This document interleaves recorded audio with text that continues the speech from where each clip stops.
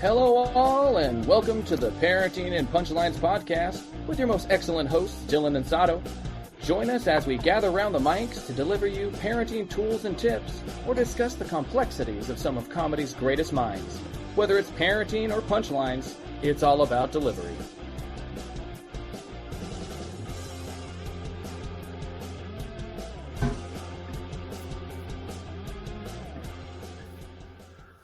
What is happening, my friend? Hello. Been a few weeks. Yeah. So just to catch everybody up, it's been busy. Dylan's been moving and doing stuff, and just, life happens. So we're back this week, but then we're off for 3 more weeks after that. But Dylan has you covered, right? What'd you do? Yeah, so we've just been busy. We are now a chain, baby. We're getting another location. So we've just been busy with making all the requirements for that to happen. And in doing that, Saro, you're going to be going on a little bit of a vacay. So with our little break, we're going to just slowly release all of the we basically have a show before we have a podcast. So all of the YouTube shows that I've had posted, I just haven't been up on the RSS feed and putting them through. So now we have episode 1 and 2, I believe, on podcasts available. So Apple Podcasts and those types of platforms. Yeah. And then I'm going to slowly release all those other episodes. So it's not a bad thing, because we probably have 7 or 8 that will get us through during our time off. Right. So, right. Plus, I might be able to tweak a couple, because we got a couple episodes pulled. I think the Chappelle one and another one, just for content that we showed. So I don't know. Maybe that'll slide on the podcast, because we're not showing. Yeah, because you still have the originals, right? Yeah. Yeah. So try to slide the originals into the podcast format. It might get flagged. It might not. We don't know, but might as well try. Yeah. We got a bunch of other ones that snuck on through. I wonder what the common thread is on why they get pulled, opposed to ones that seem the same, but they're not. I don't know. I'm sure it has something to do more with the person, you think? The financial backers, probably, because now it's a product. So, because you'd think anybody sharing your content and talking positively of it is good, right? So Actually, you make a good point. We were watching, Beverly Hills Cop, Axel Foley, Axel F is coming out tonight. I already saw it. Oh, don't tell me anything. Oh, damn, dude. No, okay. We watched 1 and 2 the other night. We still have to watch 3, because Eve's never seen any of them. What? I mean, none of them. Dude, She's seen not one. She's a few years younger than us. It doesn't matter. Wait, there's enough of them. It's kind of like, but that's like saying you've never seen a Lethal Weapon. There's enough of those fucking things over decades. Hang on, that's I think it's a male female thing. I think more dudes liked Beverly Hills Cop and not so many chicks, right? So that would be like her saying, "Oh, you've never seen Sex in the City?" I'm like, no, I saw one of them. And it was literally thing. Yeah, you're like, not into it. I don't get it. What do you mean you don't watch The Bachelor? Well, it's a crappy ass show. I'm not watching The Bachelor. I do watch The Bachelor, actually. You do? No, Aaron, I'm sorry. Aaron turned me on to a lot of those dating reality ones, because dude, it's also like a little bit of psychology in there. You're like, there is connection. You know what they're doing now to suck you into series? So there's one called Selling Manhattan. It's real estate based, and it starts out as like a real show where it's like, all right, it's this building and this is how much and blah. And then they fucking start weaving in drama. They're like, oh, no, that's my listing. No, that's my listing. And you're like, I'm watching a reality fucking TV show. You're like, wait. How did this happen? So I stopped watching it. It's like, leave that shit at the door, man. Give me a break. Anyways, I don't understand what they're arguing about. The estimate's the estimate. Why is she up his ass? Anyway, I learn a lot from that show. Actually, pick up some cool tips on negotiations and whatnot. Those guys are good. They're selling 10, 15, 20 million plus. Anyway, so back to Beverly Hills. I don't even know what my point was, to be honest with you. but I have No, to tell you're that just saying side we're story. saying that the sexes view certain genres Right. So she's differently. never seen any of them. Okay. And Axel Foley, the So she fourth did one's 1 out. and 2. What's that? You caught her up on 1 and 2. 1 and 2, 3 is next. I kind of Okay. feel like 3 is whatever, but Yeah, that's where it started to get gimmicky, I feel. and like you can tell the budget gets better and better, right? Because the first Right. one's kind of like low budge, just raw as hell, and then the second one has like more. That's what I was getting to. In the second one, there was a lot of brand placement.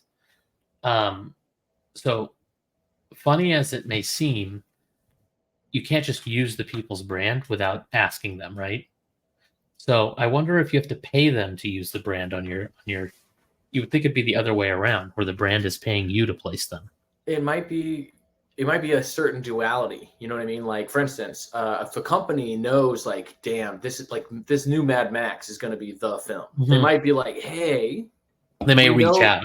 Yeah, hey, I just wanted to know if maybe like he flips over a Coca-Cola can that's all rusty and shit, and that's what he takes out the bug, or that in the plot, whatever. Yeah. But it also might be vice versa, where they reach to a company where they're like, hey, we need some money to complete the film or to make this effect really, really grand. Like, maybe we could reach out to a couple of commercial products and be like, hey, man, we want to do this effect. If you pay for this, we'll do this, and we'll blow up your billboard. Right. So that's or your building or whatever it is. Yeah, exactly. Yeah, it's pretty damn smart. But yeah, the second one was littered with advertisements or product placement. Sorry. But I'm excited to see it because it's Eddie Murphy. Dude, that's so funny. I watched it. Is it good? I watched it for just a second ago. Like, I just watched it for this podcast, dude. All I can say is I would have. Oh, no, that's okay. It's so funny. Wait, it's not released yet? July 3rd. So I think it released today. I assumed it would be a nighttime release. But, gotcha. So yeah. Okay. All I can tell you, I don't want to ruin anything.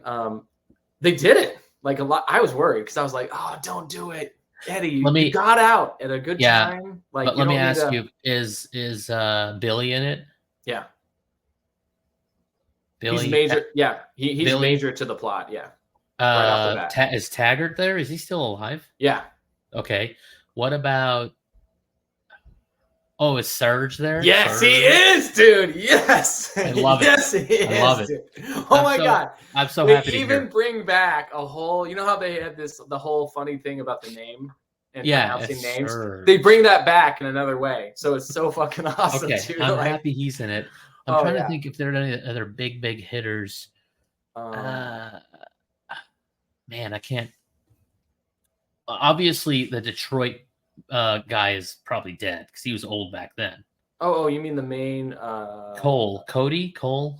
His commissioner or his superior, his boss in Detroit. Yeah. That guy died, and so now Paul Reiser took his job. Oh, Paul Reiser's in it too. Yeah, he's in it too. He always has a little. And the funny thing with 1 and 2, they followed the same exact format, where it would start in the beginning the same way, and they would have that middle transition with and then. But I'm pretty excited to see it because why the hell not? Oh, dude, the only thing I'm gonna spoil is the soundtrack. Mwah! Fuck yeah, dude! They take all the jams from all those other his movies. So you're just like, oh, dude, this is the soundtrack from the first first 3 movies, like all the great jams. I even like put it on. So nothing new. Oh, dude, we got The Heat Is On by Glenn Frey. Nice. I Don't Fuck With You, Shakedown, Bob Seger, The Players, Hot in the City, Neutron Dance, Family Affair, Energy. And of course, Caribbean Queen by Billy Ocean. Oh, oh my god! Yeah. Breakdown, Shakedown. Oh, dude, all those. I feel like Careless Whisper should have been in that movie. The George Michael one with the saxophone. That should have been in that movie. It would have fit so well. Is it? Listen, I mean, I just went off the list. Maybe like what either I can remember, post love scene where they're like, okay, we can't. Yeah, totally. This. No, I know. Or we were so good together and now we're not. Well, he doesn't have a real love interest for this. In this one, it's him trying to reconcile with his daughter. Right, and I saw the clip where he's like, "Honey, I'm in town. Don't hang up. I'm in jail." Click. Yeah. No, he is Axel Foley and Eddie Murphy. Oh, dude, it's good. Like, he even does some just great funny jokes that you can tell is him as a person. Like, because you're thinking also too, a lot of these people are heavy hitters now, right? Like the guy who plays Billy is a heavy hitter. Judge Reinhold. Yeah, Reinhold, and then Paul Reiser. So like to see them banter and joke around with each other, like Eddie Murphy and Paul Reiser. Reiser must look old as shit, dude. He's like 80. He's like 80 years old. I mean, he was 40 when 40 years old. So 1990. Yeah, he's got to be 80 years old. But yeah, and I like Eddie Murphy a lot in those movies because you can tell if you've watched his stand-up, he uses some of the stand-up. I don't know which way it goes, but I'm trying to think of an example, but he used some of his stand-up stuff. Oh, the boomerang or the boomerang shoe. Mm-hmm. He does that in the second one. He does that in the second one, but not a boomerang. He just uses the same language, basically. Okay. So yeah, there's a lot. Part of the formula is Eddie Murphy will get in front of somebody and he's trying to gain access to somewhere, and then he makes up this whole story. Where he's like, oh, this is he has Billy's vitamins. He's like, oh, this very explosive. He goes, you know what? You take it to him. It's cool. And he starts to get up and he goes, no. You can take it to him. So he bypasses security that way. You know what I mean? No, like, see, he does the same. Shit. Yeah, all those things he does in the same way. Where you're like, that's what's great about I think the Axel Foley character. Like it's a formula. In the moment, he was so smart to look at the situation, know what's going on, and know how to play into the situation where you think he's a part of it. And so that even he even like tricks the bad guys into like helping him exactly do something, and then they don't even restricted access. He's in the exactly he's there exactly. That was like he makes the person he's talking to makes them feel like they're in dire like danger or like you're doing something for them or whatever, and then boom, he slides in. But I wonder if those are improv or actually written out. Or I'm sure to a degree it's written out, but not. Yeah. So that the other person knows what to say. But I think to a certain for instance, like okay, I know I have to make you think you're in trouble, and that's why you're gonna like give me the key to get in the building. But exactly what words I don't think are done. I think he had it in his mind. Right. He just starts saying something and somebody comes back and they start acting like, wait, what? And then he just knows how to like say the right thing to a person. You know what I mean? Just like in stand-up. Mm-hmm. He knows how to engage a heckler to get him on their side to almost be like, leading the conversation, and you hope the other person performs as well. But yeah, looking forward to seeing that movie probably tomorrow. I don't know. I'm not working tomorrow. 4th of July. Happy birthday, America. Yeah. Gonna hit the pool in the morning and then probably watch that movie, to be honest. Heck yeah, dude. That's kind of our plan too. Make food, eat, tan, swim. And where do you go to swim? Splash pads, river, lake. Nice. Sometimes drive to the beach. The beach isn't like you don't go to like a YMCA pool or like a public pool. So you have water. There's a line. Yeah, I mean, honestly, you can go to like there's just water everywhere, lakes, rivers, and stuff. For us, the beach isn't that far. Like we can get there. Oh yeah, you can go to the beach. That's right. Yeah, we'll be swimming. It's 115 out tomorrow, and the water's already 94. But also, you have don't you have shade covers for your pool for the most part? Oh, that part of your pool's covered. Okay. Well, I've got those umbrellas, but that water has been warm for 3 weeks. Like you go in and you're like, it's hot. Yeah. It's like bags of ice. You're 8 degrees away from being like a hot tub temperature. Like that's crazy. Turn the bubbles on. Let's go. So today we hit 80 degrees, I think. And you're like, no. Oh, no, it was fantastic. The wind was blowing. The shade was cooler than that. So you got some sun. You're running around. You're getting a little sweaty, but not too bad. It was perfect. It sounds fantastic. Like I said, I'm leaving Wednesday. I'm going to go enjoy some prime weather. Maybe a little humid. What's your plan for your guys' break? Flying to Maine, renting a car, spending 4 or 5 days there, surrounding, driving to Vermont, northern, like off the beaten path. We're not staying in Burlington or anywhere big because A, super expensive. B, I got a lake house. Fucking backyard is the lake for 3 or 4 nights for under $1,000. Hell like, yes. That sounds great. It's just lake life, just chilling, right? Yeah. And then we'll go to Canada, see her family. So Eve's grandma died this morning, age 90. Oh, that's why I wore my Canada shirt. Oh no, that's my damn it. I thought I wore my Canada shirt. Yeah, I was like, dude, it says dad. Yeah, they're both. I was like, dude, that's a perfect shirt for tonight's podcast. They're both black with white writing. But anyway, so we're doing that, and it'll be like tops 80 degrees during the day and like 55 at night. It's gonna be awesome. Nice. So that's the big trip of the year for us. I need a vacation. Oh, I hear you. Like, we've been off for a week, and actually it's just been fantastic because we've been trying to like not fill it with just a lot of activity. Sure. But just have like, okay, we're going to do specific skill sets or memorable experiences with the kids where we're all present. So one of them we did was, and I got videos if you want to see, tree to tree adventure. If you guys come out, we are taking you and your kids because you can all do it. It is literally like Ewok Village in the treetops. Okay. They teach you how to have this harness. It's a double click system. So you can't be unlocked. There's no way to not be locked in because both locks won't come off. That's how it works. One of them is always locked on. So if you go and hook one to go to the next obstacle, you have to latch one at a time because they don't unlock. So it's like unlimited zip lining, basically. Yeah, but there's obstacles. So it's not just zip. It doesn't just like zip you from like, there's this little clip that takes it on. It has rollers on it. So it can do a quick zip line, but a lot of them are obstacles. So some of them are like you get on a platform and you have to pull the rope and it's like Mario. Oh man, they would freaking love this place. 100%. Oh, it's so cool. It's so cool. And they have a training course. So it's only like 2 feet above the ground. So you can see exactly how to do it. They go really slow. They show you every scenario, that you could possibly go into, including if you have your clips and you get stuck in the middle, what to do, how to just pull yourself back and reset. Yeah.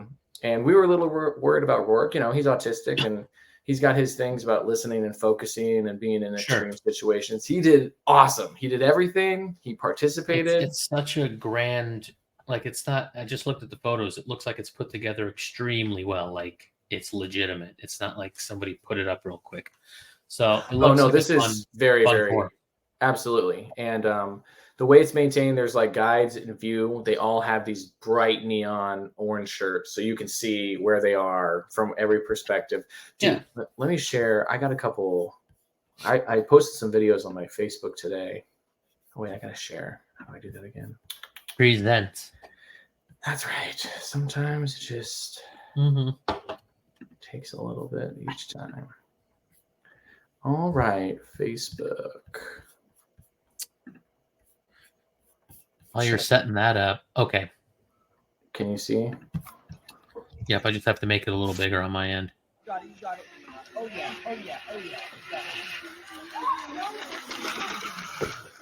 Nice. So see that? There's the red and the black. Looking like an expert over here. That's cool. That looks just like Aron. Yeah, right. So then the red and the black, you can see those clips. So that was the roller she put away. And then the red and the black are separate. So how do you flip over? All right. Flip what over? To go to the next one, there's more than just one. hit your keyboard, I think. Right? Oh, sweet, dude. Yeah. This is a different one? Yeah, so this one, there's an obstacle. It's that spider web. So then you have to figure out like how to get through the spider web onto the platform. So, okay. I think you got to be like 6 to do this shit. It looks hard. No, we're on like one of the higher. They have them ranked just like scheme by colors. So it goes like in the color spectrum to black. This is on a higher one, like red. Okay, 2 to 6. 2 to 6 is probably like green. Yeah. Or blue or whatever. Like they have some that are just ladders and platforms you walk across that go up and down, and then some of them that are just like So tires even and adults stuff. can have a hell of a time here. Oh, dude, it's so much fun. It's so much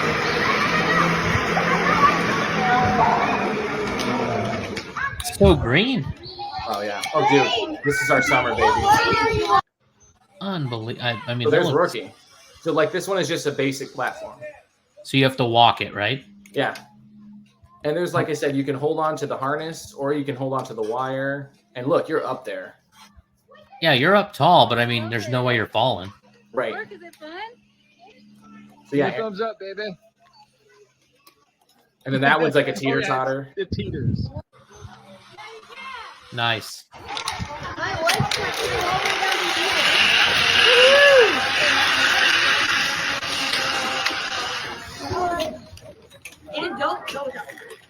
Who is that? That Oli Hey, Yeah, that was Ole. or Aaron? Oh, this is Ole. Look how high that is, dude. So they weren't freaked out by the height or anything? You slowly, that's what's great. Every level, they tell Gets you, higher. they suggest, right? Yeah, this is where we start. You're like 2-3 feet off the ground. This is the training course. So you get used to it and teaches how to swing. It teaches how to do everything. Well, it eases you in, right? Yeah. One And level then at a time. every level goes up a couple of feet, a couple more feet. So then you just go through, and then you get to this where she is free climbing, bro. And then watch, she falls. It's okay. So there you go. The harness catches you. But you can even dangle too, right? Oh yeah, like that's what she's doing. She's got nothing under her. It's okay. She got a little freaked out, huh? Yeah, well, because we talked about falling, and then that's why I posted it. I wanted people to see, like, boom, It's okay. and it, like that. He was like, oh my gosh, and then, Relief. exactly, yeah, because those two clips, like right there, you can see the red and the black. It's double clipped, and again, you can't take off both. Whenever you get to the end of an obstacle, they have this little locking mechanism, and even that to release yourself to the ground is kind of a pain in the ass. So you just have to do it the right way every single time. Oh, let me close that out. But she did awesome. I was just really proud. Looks So fun. both are trying. Wait, what the hell's it called again? Tree to tree adventure. Tree to tree adventure. I'm gonna bookmark the site. Oh, you have to. Yeah, definitely. Um, Go. My suggestion is go at the 10 or 10:30.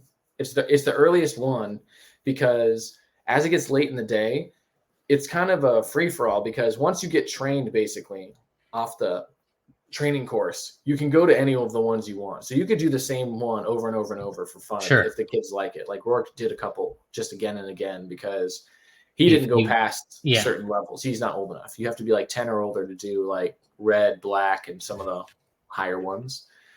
But for the most part, once the kids get it, they feel confident because it's the same routine. Click, click, secure, walk over to the thing. If you want to do the zip line, you put that one on, hold it, sit on it, roll. And then you're like, fun. Clip, clip, clip, clip. And again and again and again. Mm-hmm. And that's it. Yep. I think they'd like it. That's cool.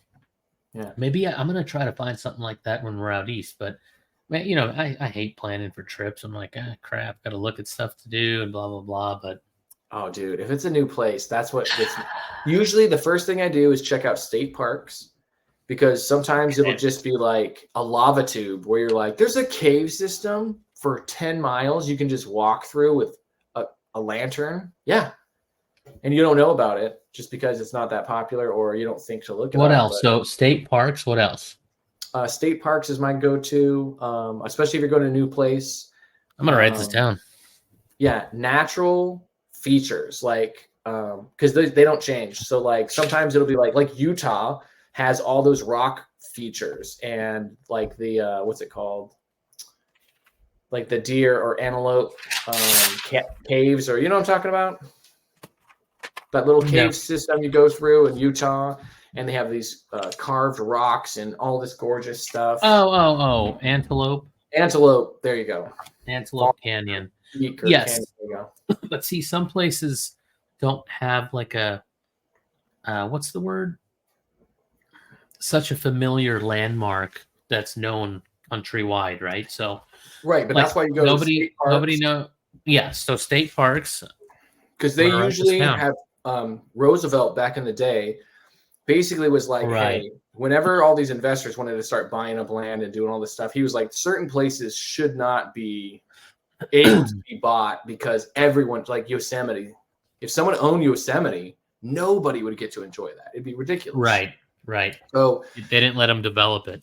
yeah, so he single-handedly, or not single-handedly, but he in a big push bought a lot of the coolest places. So state parks have you covered for some amazing places. So the everywhere. government basically bought all that shit back. Yeah. Just hung up. They probably got it for pennies, to the Oh, dollar. yeah. Like got it for a really good deal. Right, but they usually have some like cave systems or Something that needs to be figures preserved, right? right, Like, right. Going from like forest to caves, actual caves like Karchner down in Tucson, stuff like that. Like, is that state owned? Obviously, I would assume. For the most part, I don't think there's private cave systems because a lot of times it goes in for investigation if they're new or like some cavern systems are dead and some of them are still growing. So they want to preserve the growing. Right. The So one in for the most Tucson's part- like top 10 in the nation Yeah, because it's still growing. for most preserved. Like you Yeah. can't even touch the walls because your oils Oh, right. will get on the inside of the cave. That one's really cool too because the user center, they have like certain passages that they recreated so you can try to fit through there. Caving, I think, has always been a fascination. Oh, I enjoy the hell out of it. I would never. Have you ever seen some of the videos? Like recently, there was a kid who died in the cave because he went through this foothold that it's insane to see what they cram themselves through in the pitch black darkness. I would never ever go through some of these caverns. I mean, now do you know it's a cave? You do, but it's so tight, dude. You're talking about a 3 foot by 2 foot section, and you're like a mile underground, and it's pitch black. It's dark, and for the last 300-400 yards, you've been doing this through sections, and you don't know if you're going to come out on the other side or if there's you a huge do, but drop. well, the first few people didn't. They didn't know where they were going. They just know that they might have to back their way out the way they came in, not turning around. That to me is insane. I have too much claustrophobia. Oh yeah, you'd panic attack right inside of that. Oh, dude, the second I got stuck, I'd be like, I'm about to suffocate. Tell everybody I love them. Just hey man, I'm breaking out. I'm breaking out right now. Like I'm stuck. Like God, there's no ground. There's no ground. Oh, yes, that feeling. God, there's a ground. There's a ground. There's no ground here. Like absolutely. So funny, dude. That is my one thing. There's nothing you could do. Like, you're trapped under rock. You're just stuck. Now, if you told me you won't die from this and you can guarantee it, I would do it. There's no guarantee, but just saying. That's what it would take for me. I would need more than that. I'd be like, am I going to be like trapped for like hours? I don't want that. Like if I had to be trapped for 18 hours in a cave, like some of those guys, then I'd be like, listen, I'm sorry. Like that dude who chopped his arm off. Remember he fell? He was 127 hours. Like that is way. Like I would choose that over someone being stuck in a cave system for. Yeah, I mean, I would choose neither one. I'd be like, I can't. I don't want to be a part of either one of those situations. I think because I wouldn't want either, but. I'm saying I think I could process having a limb removed rather than being trapped underground for a certain period of time. Can you cut your own arm off? That's the thing. Yeah. Like bone and all. I think you could just get up enough adrenaline to be like, this is going to sound ridiculous of a comparison. All right. It's the most minuscule, ridiculous comparison I could possibly do. But sure. Just for me, this is just where I'm going in my mind. But I already know how absurd this is going to sound. So I'm just letting y'all. One time you got a paper cut. No. Okay. There's just been a couple instances of getting hurt that I was way more hurt than I realized. So it gave me just a kind of an understanding of like, okay, pain and what you physically see or enduring isn't always the same relevant. It's a bit of shock mixed in there, like when you broke your arm. Right. I was shocked. when you trying broke to like hang out with something- Melissa Fry. I was like, this girl Yeah. is, woo, Yeah. hey girl, what's up? Yeah, right. Just what's up with your arm? Don't worry, it Yeah. just doesn't bend right now. I think we'll I'll worry see you about soon. that. We'll talk about that later. Man, we couldn't even tell our friends our arms were broken. It's For crazy. sure, right? And that's what I'm saying. Like, And then the ski trip too. What'd you break then? The other arm? I broke my wrist in 2 places. Yeah, same thing. Going God down the hill, damn. you're like, it's probably sprained. And they're like, yeah, it's folding up pretty good, dude. And I was like, I just remember you being in a cast, and then we all went out that night. Yeah. But yeah, I mean, knock on wood, I've never broken a bone. I've sprained an ankle severely, but never broken a bone. yeah. See, so I mean, so for me, the pain is there, but the only thing that to me was like the relevancy in my mind was there was a time when I was doing the restaurant thing in Scottsdale, and I had an ingrown toe to like the most insane degree I've ever had, to where it's like it's infected, it's growing through the top of I cut it wrong and it just became a point that just was growing through my skin, and I had to like go in and cut underneath and just literally just watch myself bleed as I'm just cutting, because somebody showed me you can order this surgical tool that they do ingrown toenails with. It's a type of scissor that looks like a nail clipper basically, but it's got this big round edge and you can push through and it's super sharp. And I was like, well, if he's just going to do it and you just do it, I was like, I'm kind of doing that with nail clippers. It's just they're not sharp enough and they're not the right shape. I could do it. It's just I'm trying to like hack my way through blood and ooze and all this shit. So once I did it, the worst story I've heard in a long time. I've Epsom salted that shit, which works. That's the best. It pulls out all the goo and it's dry. You can see clearly. And then there was just already a flap for where it was tearing. And I was just digging there with horrible tools. And once I had the right tools, I literally was like, okay, here we go. This is going to suck. I smoked a lot of weed and I was like, and then it instantly like bled, but it went through. Like it was the right tool. It was like snip, snip, snip, snip. And I was like, I'm done. Blood. And then I was like, okay, wrap it up. Hold it. What about throbbing pain? Where does that kick in? After adrenaline, way after. Like you're literally, the blood is the first thing. I remember feeling kind of that rush behind your eyes of like, okay. So I was just like, breathe. That was the number one thing. So take deep breaths. You breathe. Don't look at it. And then I already had my ice pack ready. I already had a sock with ice broken up in it. And then I could take the sock and I was like, I'll have it lengthwise. I'll wrap around my toe, put my foot up, elevate it so the blood above my heart, let it clot really good, and then wrap it up like they do. And then, because I remember I had a surgery before, and I just kind of did the similar thing to what they did. And then after that, they said do painkillers. I didn't have that, so I just kind of like, smoked here and there.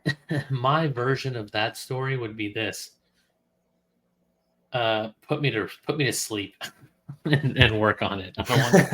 I wouldn't be able to handle all. The whole time you were talking, I was like, oh, I can't handle that. So shit. that's what I'm saying. Like, oh no, that I could rationalize my mind through that situation far greater than I could. For instance, the only time I could say, for a short period of time, I was interested in magic only because a friend of mine was doing magic. He was like very interested in it, and he built a trunk that does this lock thing. And I was like, let me try. This is dope. I got locked in for like, 20, 30 minutes. Nothing. Like it wasn't anything. But it was enough where like I couldn't fully inhale my lungs without it being like super tight. So that it was tight enough for me where when I started being like, okay, cool. After 20 or 30 minutes, you're running out of oxygen. Well, no, you're not. Like, no, like you could breathe. Like I could breathe fine if I was breathing slow. But as I'm in there, I was just like, okay, cool. It felt longer than it was. One, it felt like an hour to me. And then two, the tail end of it, I was done. I was like, I couldn't sit still. I physically couldn't stop. And he was even like, hey man, I can't click it because you're pushing against it. Like I gotta like be able to have like the lock turn to open it, and you're pushing against the thing. You need to like calm down. Yeah. And I'm just like, I am fucking calm. Why? This is a lot. And I just remember that like I'd never felt like that wash of like I can't stop my body from overreacting. So that, and then it took me a little bit after that, like literally after that, I was just like, okay, I didn't realize I didn't not like small cramped spaces to that degree.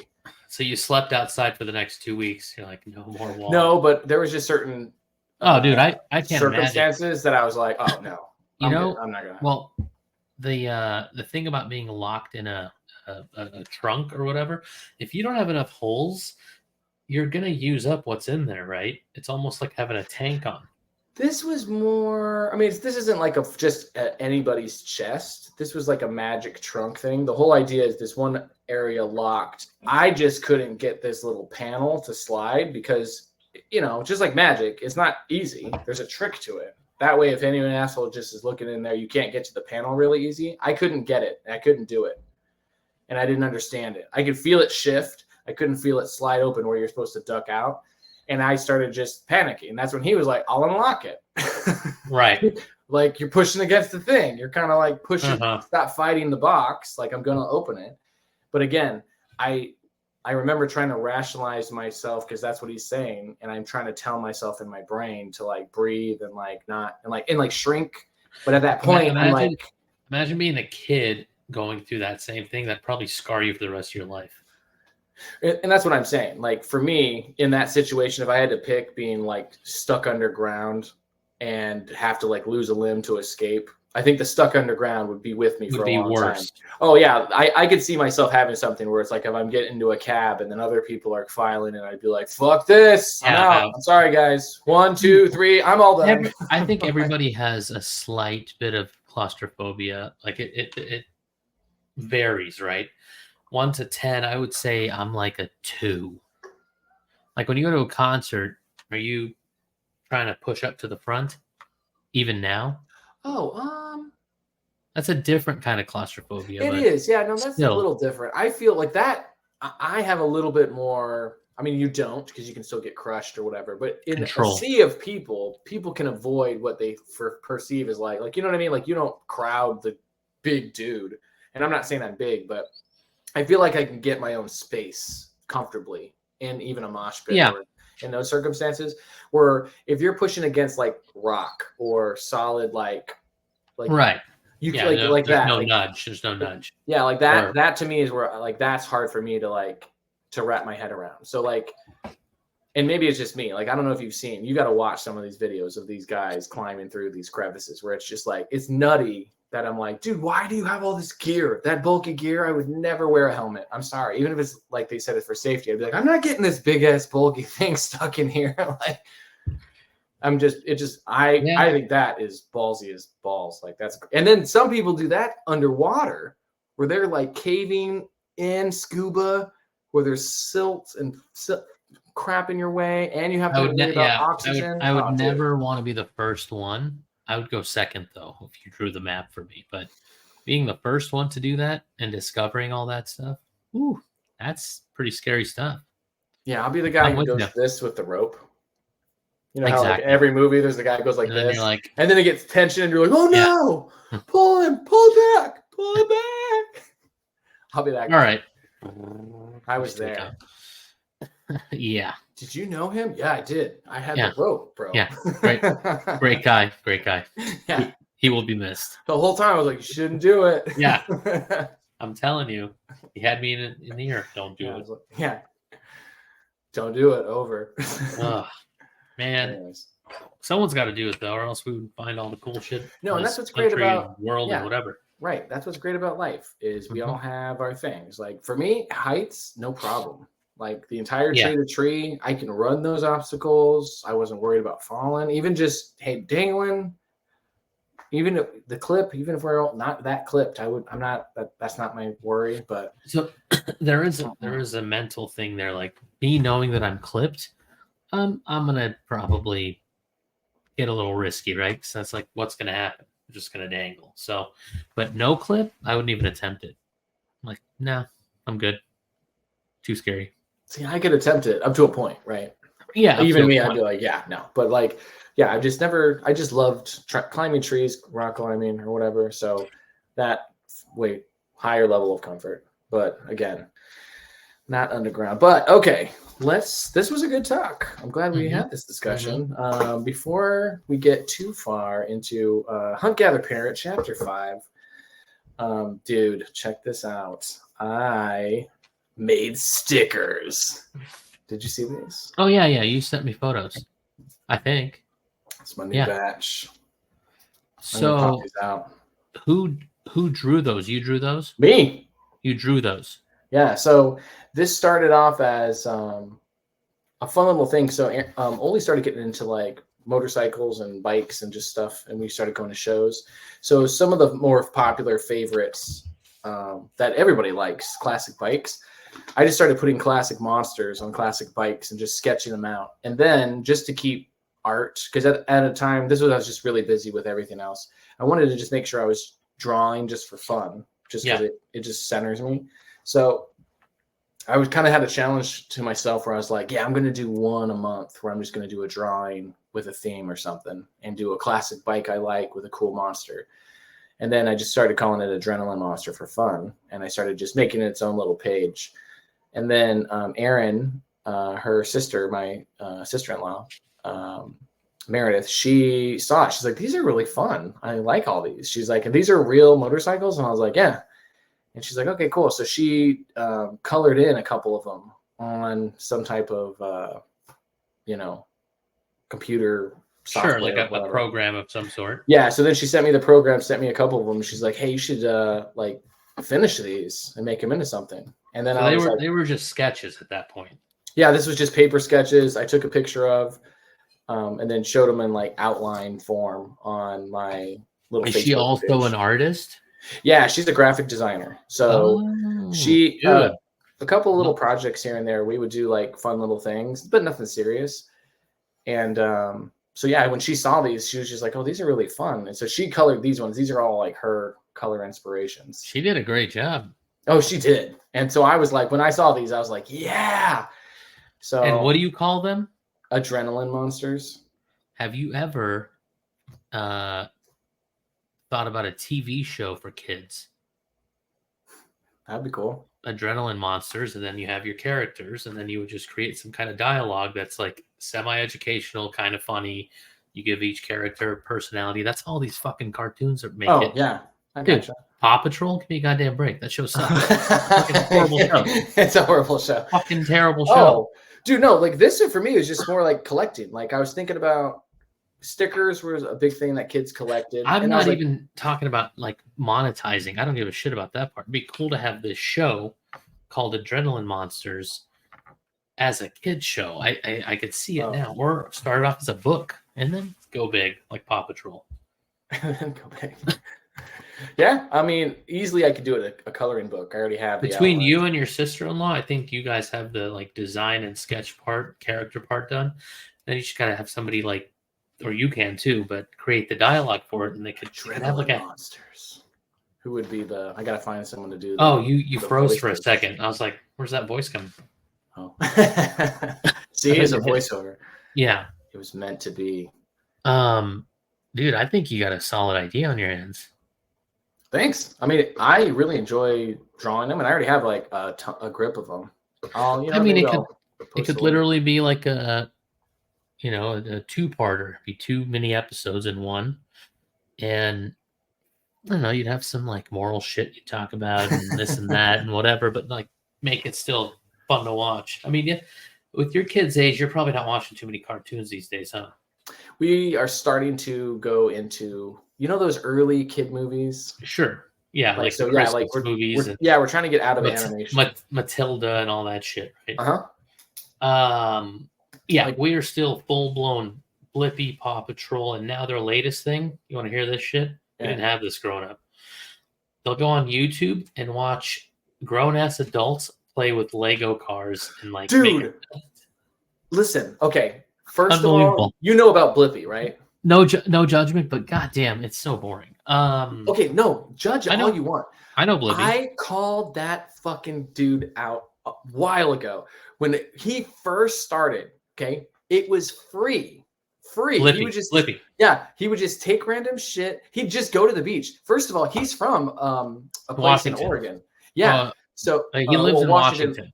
Yeah, but a lot of those places are in the Washington, Oregon area. So we'll be like, I know exactly where the fuck that is. I know where that museum is. That's the rescue center. That's this. but it's just him going, and he's getting there super early first, and then he just is like, and he plays with shit. And when this happened, I was just like, Aaron, watch. I was like, this dude is replacing what parents used to do. Parents used to sit down and play with in mock play, right? Tea party, and you're like, may I have some? And right. And that's what he does, except he does it to a camera, and kids love that shit because that's what kids have always loved. Like when you play with them and you play pizza parlor, and you're like, right. and you pretend to sprinkle cheese, and then you go, oops, and then you pretend to clean it up, and it's imaginary. Kids think that's hilarious because just like comedy, you threw something unexpected. Ha ha ha! You're cleaning up imaginary messy cheese. It's not real. I know, but could you sweep some up? I see some on your lap. Yes. And then then they get involved. The thing with Blippi is, it keeps kids engaged. I don't know if it's replacing the parents, but you're right. Some people might be using it as like a placeholder or a replacement. I didn't even think about it that way, the way you just described it. Yeah. He's very interactive, and then right. they end up copying him. It's hilarious. But no, but that's what I'm saying. That's like typical of what the relationship, how a relationship with parents and kids grows. That's why I thought it was like smart. When I first saw him do it, I was just like, this dude centered onto it because he did two things. He's creating a relationship with that person through that media source. And then two, he's doing it with real products that they can buy. He's literally like, oh, you can go on Amazon and buy this for $10. And then, and then product placement, like you wouldn't believe. So we would watch that. And he was not like that big at the time.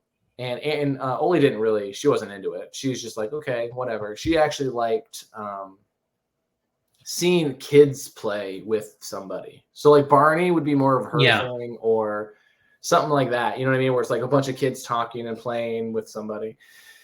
But I just remember watching that thinking like, dude, this guy's so smart. I got to do this. Like and what does he do? He wears like an orange hat and an orange blue thing. And he's just, he has a weird voice. That's it. I mean, and then he started franchising down with he had the Blippi that's not Blippi. I call him fake Blippi. Yeah. He had Mika and another one. And everyone does the same shit that he does. And the end story here, right? He sold it to Disney. I did not know that. Guess how much? Guess how much? You guess. Okay, I'm gonna say guess. You're never gonna guess. It's gonna be something crazy. I'm gonna say you're never gonna guess. $150 million. Times 10, you're still not there. Get the hell out of here. Wait a minute. How much? $3.5 billion. With a fucking B. With a B. Insane. I'm going to confirm. Let's fact check my ass because I've looked this up So hold on. Times. You're telling me that dude sitting on the beach in the sand is a billionaire now? When did he start? So in how many years? 10 years? According to a LinkedIn post, Disney acquired Blippi for $3 billion. Blippi is a children's entertainment YouTube content help kids. When did it start? Blippi made $17 million in YouTube YouTube in 2021. Moonbug Entertainment purchased Blippi in 2020 for $120 million. Hang on. So how much did he? Oh, okay. So the dude, Blippi purchased it acquired Blippi from Moonbug Entertainment because Moonbug bought Blippi in 2020 for $120 million. He fucked up. He still has $120 million, but he could have gotten $3 billion from it. I mean, yeah, that's a not. And it's really mainly for the merchandise. Honestly, right? Duh. Absolutely. Like that's what's insane about this merchandising. World. Especially kids. Kids are such a money market. It's insane. When we were growing up, we didn't get the latest, greatest everything. Like I didn't have 50,000 toys just laying around at my fucking disposal. Have you seen some of the it's like you can get this is no joke. I've seen this. It's a kid's toy. You can get a robotic, it's animatronic toy that's a dragon that breathes a steamy smoke fire, talks to you, like a Furby. It learns stuff. So it learns your kid's name, it learns their favorite things, it talks to them back, blows smoke and fire. You can fill it up with bubble stuff, and then every so often it'll do jokes and then blow bubbles out randomly. So it does all these fun little things. It's the closest thing I've ever seen to that teddy bear on AI, that movie. Oh, Alf? No. You remember the movie with that young kid actor, and it was about robots back in the day. Oh yes, I don't know what it's called, but yes, I think it was called AI. The 80s, No, 90s, 2000s. 90s. I want to say Okay, with it's called AI. It's got to be called AI movie. Yeah, artificial intelligence with the kid from Sixth Sense, Haley Joel. Yeah, that guy. Haley Joel. Osment, Jude Never- Law, Brendan Never saw Gleeson. it. I'm actually curious to watch You never this saw movie. that? It's a creepy, crazy movie. It'd I know, probably but be even cooler now because that's what I'm saying. Like, technology. does it fall in line with what's going on today? You know what? Let me see if I can get a trailer and we can see if it holds up. Where is this? Trailers and clips. Bam. All right. Let me share this. I gotta watch that. So yeah, we have a list going. We're gonna watch like some classic kids movies. We're trying to find like Sandlot. AI this is PG-13. They probably won't. Kids gotta be like a little older to even understand this movie. Oh yeah, this would be. I mean, maybe not. Like they could just enjoy it being. Oh Jesus! Can you just not have an ad? Yeah, ads. Forever. Oh, to get them ads. I got no sound. What is happening? Oh yeah, you gotta put your sound on. There it is.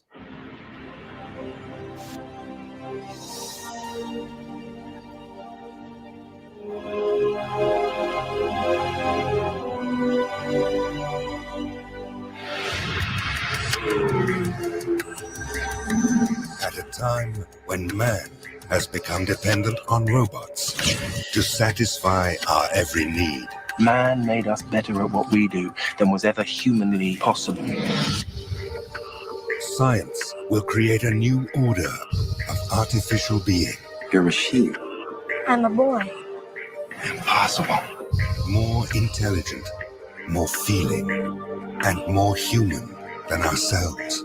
Until you were born, robots didn't dream, robots didn't desire unless we told them what to want. Some of us will embrace it. He is only a child. Monica, he's a toy. He's a gift. Others will fear it. They So made he's us a robot? too quick and too many. That's why they hate us. Stay away from people. Stay away from all people. Only others like you are safe. The humans, they'll stop at nothing. What do we do? We will have to journey Towards the moon.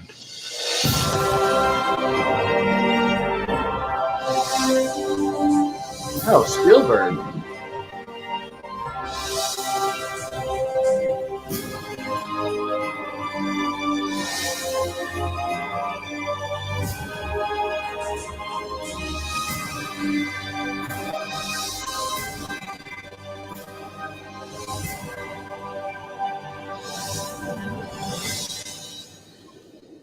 Are you afraid of seeing the stars?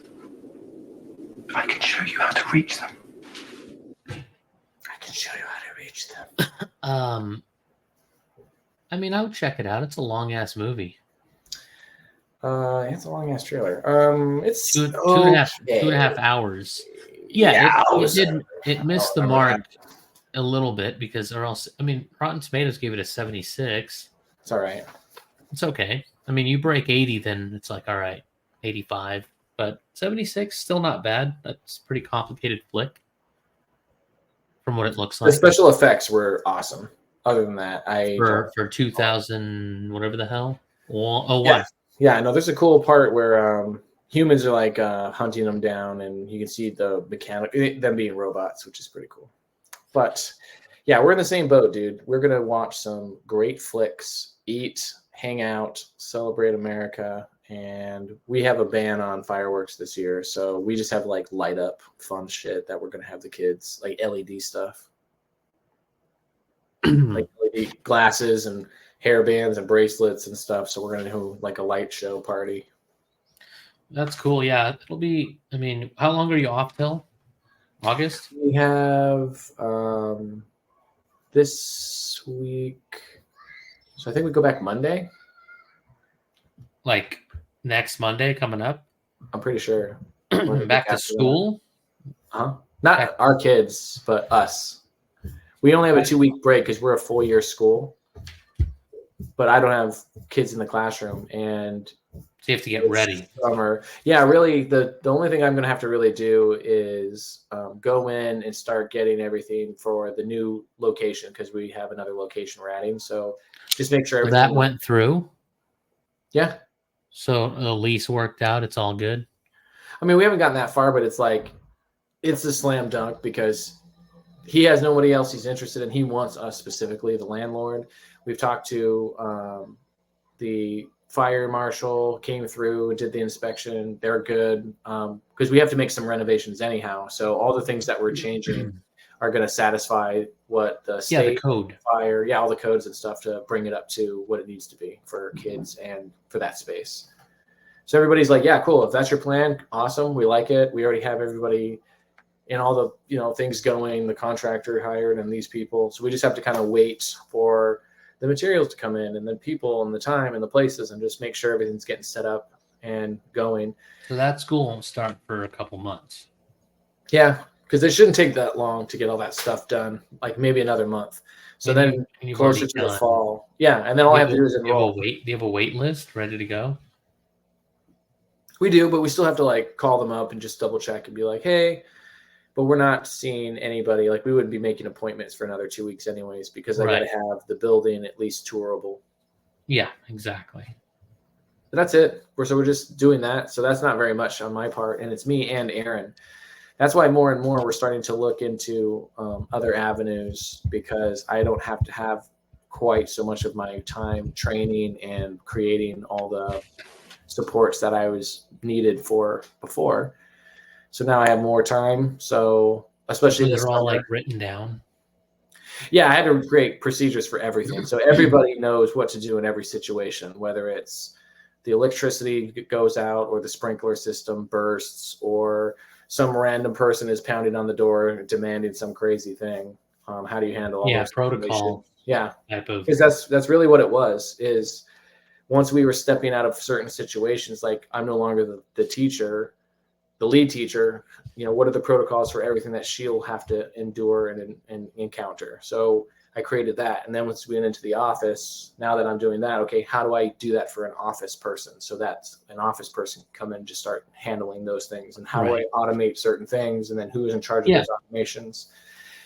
And now that that's done. Operating, what's it called? No, there's an acronym for it. But yeah, you're standard operating. Yeah. Procedure, SOP.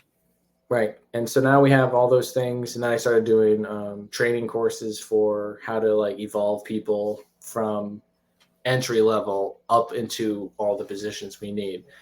Now I have all the metrics and know how to do that.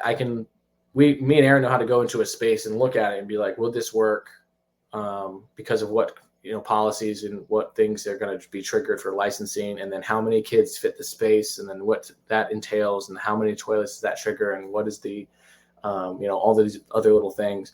And then we can look that down and calculate it and be like, is this going to be profitable in this space for that many kids? And in this investment, run all the numbers and make sure it's sound and proceed. So with our wait list, all we have to do is find a building space that can accommodate the wait list. And our wait list is like 200-300 people. And that's where we stopped. Your wait list is 200-300 deep? Yeah. Holy shit. Our wait list is so long where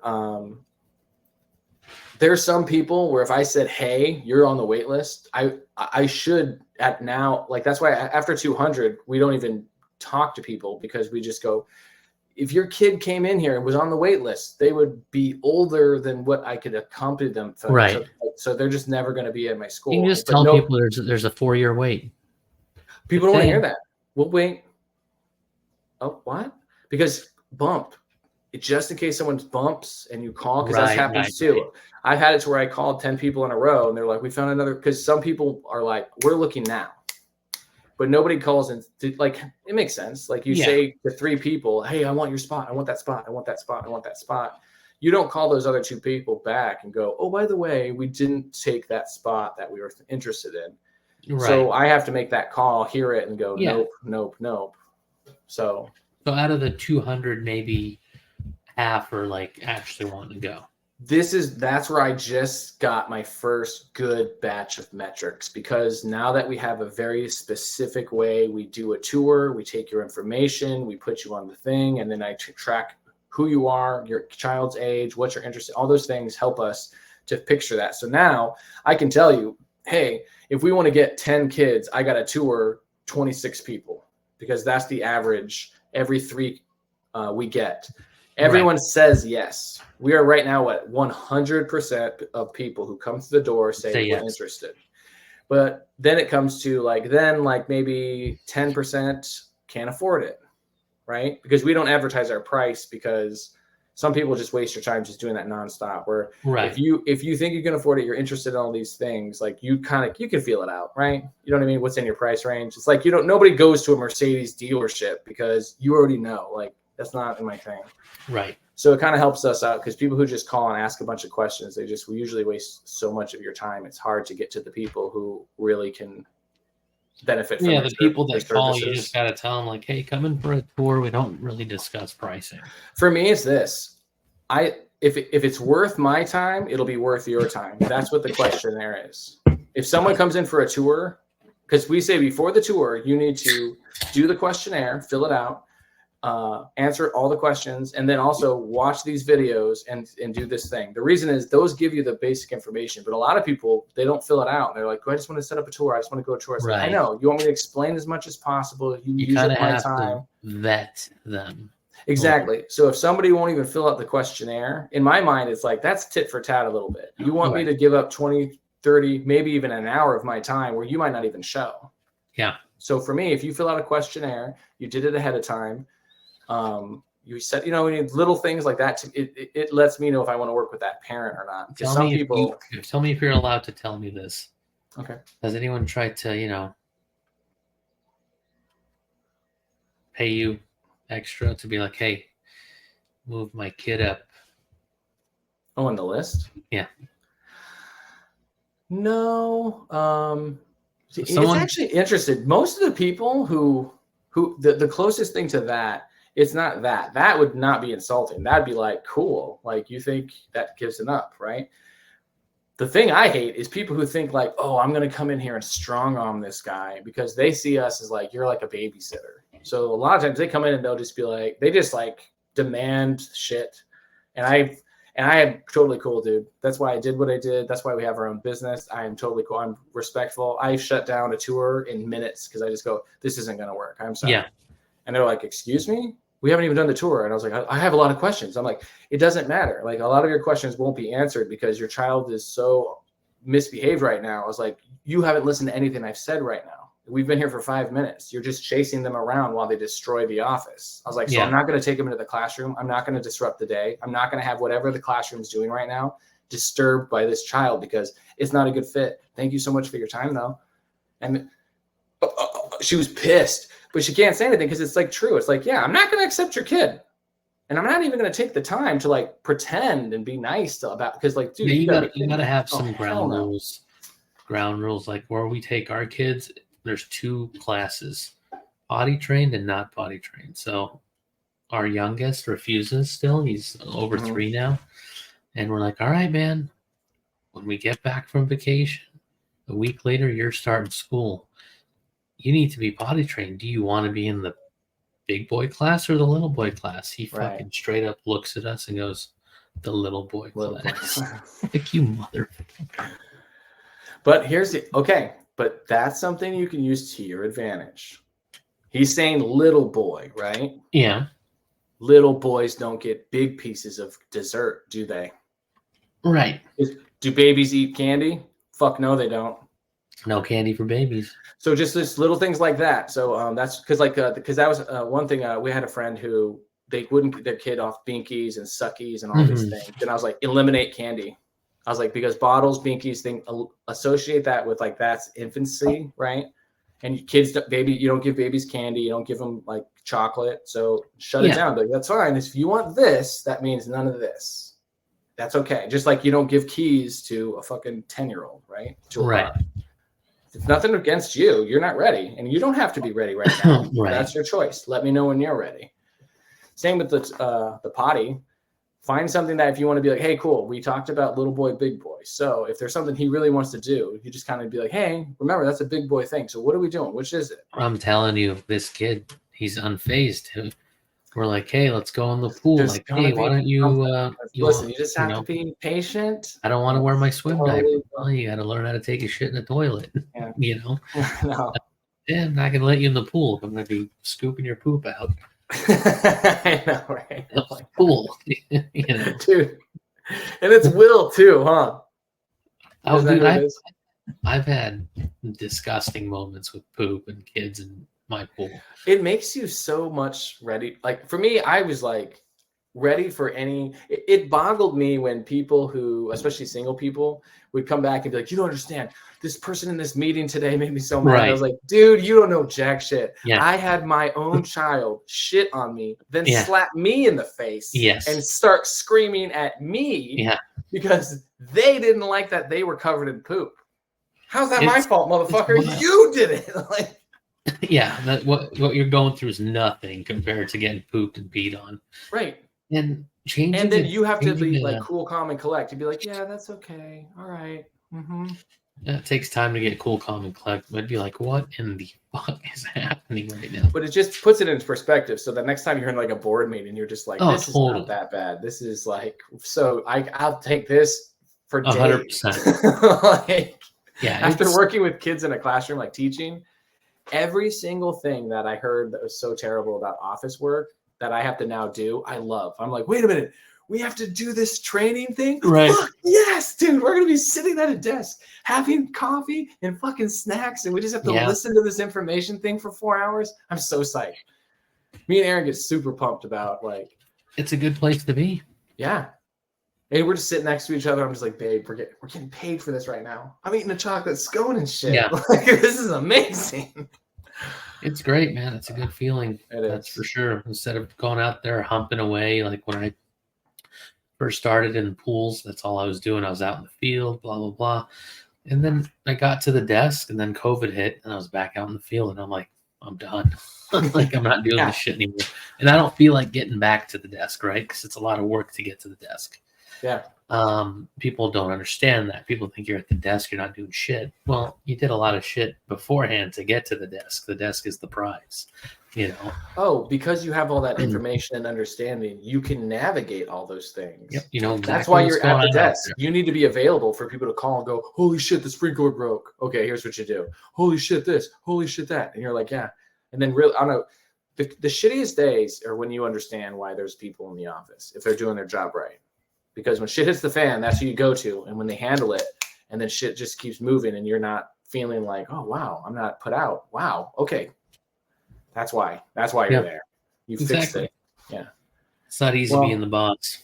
But anyway, No, I think we all have our days, right? I think the risk reward is well worth it. Like, For it's sure. very, very satisfying to be able to run. Oh, I'm happy something. where I'm at. In my current position, you kind of slide into that in real estate because you're your own boss. You can be at a desk. You can be out there. You can do whatever the fuck you want. You're doing something. You're making money. If you think you're just going to sit around and sip coffee and F off, then you'll be broke in no time. So you still have to. But anyway, I love my desk. I'm going to get one of those stand-up ones from Costco. You hit the button, it's like, Yeah. It's awesome. They stand up. That's awesome. $350. It's not bad. That's not bad at all, actually. Yeah. For a little technology. That's a nice one. But Uh-huh. anyway. But all right, well, we'll get to chapter I'll- 5 when we come back. Yeah,